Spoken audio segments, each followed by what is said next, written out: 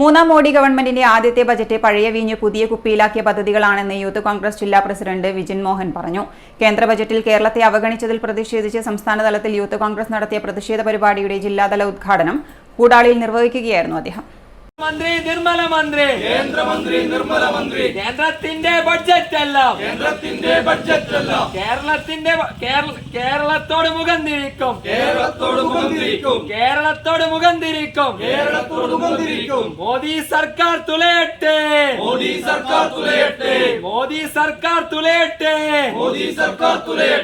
Youth Congress Zindabad.